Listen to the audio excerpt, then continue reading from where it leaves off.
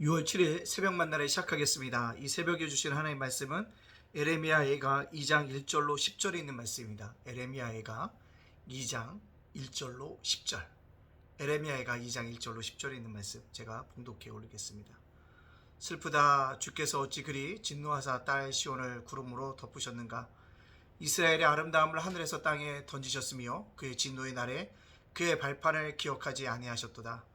주께서 야곱의 모든 거처들을 삼키시고 궁일이 여기지 아니하셨으며 노아사 딸 유다의 견고한 성체들을 허물어 땅에 엎으시고 나라와 그 지도자들을 욕되게 하셨도다.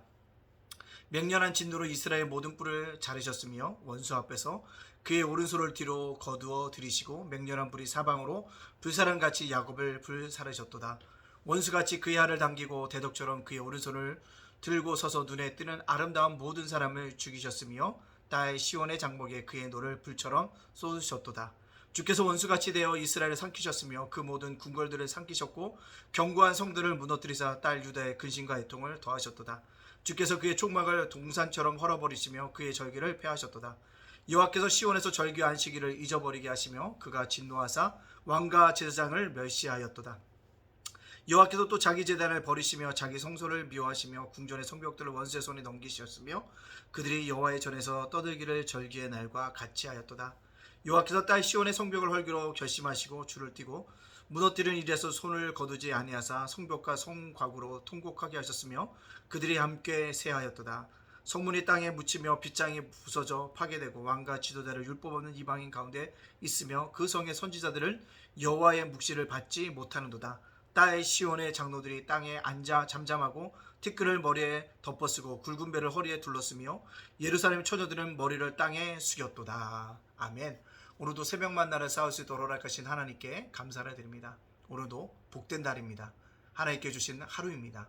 기쁨으로 오늘도 생명의 삶을 누려갈 수 있는 저와 여러분이 되어지기를 간절히 원합니다.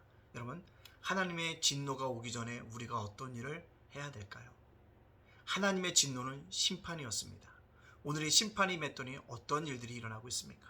오늘 말씀 속에 보면 하나님의 진노가 덮은 구름처럼 임했다라고 얘기합니다. 그래서 거처에도 구름이 임했고 궁궐에도 성체도 성벽에도 임합니다. 뭡니까? 다 파괴되어졌다는 것을 의미하고 있습니다. 인간이 안전하다고 생각했던 집도 무너졌고요. 궁궐도 무너졌고요. 성벽도 무너져 내렸다는 것입니다. 결국 이것을 뜻하는 게 뭘까요? 이스라엘의 나라가 존폐 위기에 처해져 있음을 보여줍니다. 또는 이스라엘의 해체에 서 있음을 보게 되어집니다. 그렇습니다. 하나님의 진노라는 것, 하나님의 심판은 우리를 해체하기에 충분한 것임을 바라보게 되어집니다. 이럴 때 멈추는 방법은 무엇일까요? 그렇습니다. 하나님께 돌아가는 것입니다. 몸이 돌아가는 것이 아니라 마음이 하나님께 돌아가는 것입니다. 또요, 세상의 편에 서는 것이 아니라 하나님 편에 서는 것입니다. 여러분, 우리가 하나님의 편에 서야지만 하나님의 진노가 따르지 않습니다. 세상 사람들은요, 코로나 이후에 다 놀러가고 먹고 마시고 있지만 어떡합니까? 우리는 하나님의 편에 서기 위해서요, 예배당에 나와서 예배를 지키고 예배당에서 말씀을 듣고 찬양하고 함께 기도해야 한다는 사실입니다. 세상의 편이 되어지기보다는 하나님 편에 서야 합니다. 그래서 성경은 넓은 길이 아니라 좁은 길로 걸어가라고 우리들에게 말씀하고 있습니다. 따라서 하나님 편에 선다는 것, 좁은 길을 선택하여 걸어가는 삶의 모습입니다. 저와 오늘이 하나님의 진노가 임하기 전에 넓은 길이 아니라 구원의 길, 좁은 길, 믿음의 길, 십자가의 길을 걸어갈 수 있는 저와 여러분의 삶이 되어지시기를 간절히 원합니다. 또 누구요? 하나님의 진노가 임하기 전에 주님과 함께 살아가자는 것입니다. 물질 중요합니다. 그러나 물질보다도 주님 편에 서야 합니다. 명예 중요합니다. 그러나 명예보다도 주님과 함께 걸어가야 하는 것입니다. 자녀 중요합니다. 그러나 먼저 주님과 함께 걸어가야 하는 것입니다. 여러분의 시간 소중하죠. 그 시간 주님과 함께 걸어가야 한다는 것입니다. 그럴 때 하나님의 진노가 우리에게 임하지 않게 되어질 줄로 믿습니다. 자, 그런다면 어떤 일일까? 하나님의 진노도 결국 성전에도 임하게 됩니다. 성전도 뭐합니까? 무너졌다라고 얘기합니다. 성전은 누가 계신 곳입니까? 하나님이 계신 곳입니다. 하나님의 임재가 있는 곳입니다. 근데 그것이 무너졌다? 뭘 뜻할까요? 하나님이 떠나셨음을 의미합니다. 하나님의 부재를 의미하고 있다라는 것입니다. 당연히 그럼 뭐가 없습니까? 예배도 드릴 수 없고 절기도 지킬 수 없고 안식일도 지킬 수 없는 그러한 처지에 이르게 되어집니다. 즉 절기, 안식일 모든 것이 무너져 내렸습니다. 그뿐만 아니라 예루살렘 성벽도 무너져 내렸다는 것입니다. 성전이 무너져 내리면서 선지자에게 더 이상 묵시가 임하지 않는다라고 성경은 명확하게 우리들에게 오늘 말씀해 주고 있습니다. 그런 이러한 때 우리가 어떻게 살아가야 될까요? 아니 오늘 이 말씀이 저와 여러분에게 적용할 수 있는 점은 무엇일까요?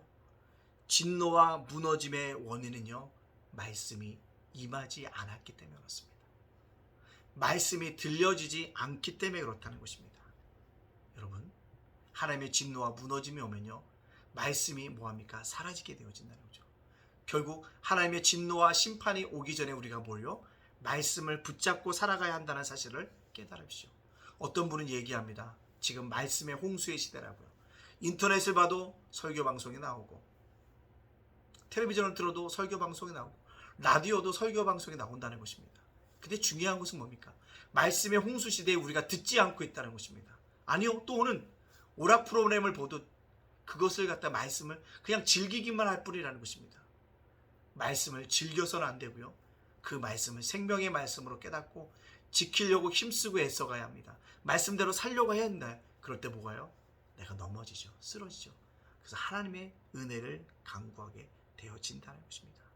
따라서 오늘을 살아갈 때도요, 하나님의 진노와 심판이 오기 전에, 무너짐이 오기 전에 말씀을 붙잡고 살아갑시다. 어떤 한 말씀이라도 그 말씀을 듣고 깨달음이 있다면 그 말씀대로 살아가려고 힘쓰고 애씀으로 말미암아 오늘도 세상 속에서 말씀을 붙잡고 살아가는 유일무이한 믿음의 사람들 다 되어지시기를 주님의 이름으로 축복합니다. 아멘. 기도하겠습니다. 사랑의 하나님 감사합니다. 어제 공휴일도 은혜 가운데 온 가족이 함께 지내게 하시니 감사합니다. 오늘 다시 사회로 나갑니다. 세상으로 나갑니다. 어떤 일을 당하든지 능히 이겨나갈 수 있도록 힘과 용기와 능력을 우리에게 허락하여 주시옵소서. 특별히 오늘 말씀처럼 아버지 하나님, 하나님의 진노와 무너짐과 심판이 오기 전에 말씀을 붙잡기를 원합니다. 진노하심과 심판과 무너짐의 시기에는 말씀이 임하지 않는다고 말씀하는데, 말씀의 홍수시대로 갔던 이 시대 속에 들었던 말씀을 깨닫고 붙잡고 살아갈 수 있는 믿음의 백성들 되게 축복하여 주시옵소서. 예담교회를 지켜주시고 오늘 수요 자녀를 위한 기도회와 아버지 전도위에도 함께하여 주시고, 아버지 내일 아버지 세상에도 살아갈 때도 놀라운 은혜와 축복이 나타나게 하여 주시옵소서. 예담 제가 목사대와 예담 자간도서관에게 함께 하시고 윤수일 목사와 저희 가정을 굳건하게 지켜주시옵소서. 예수님의 이름으로 축복하며 기도합니다. 아멘.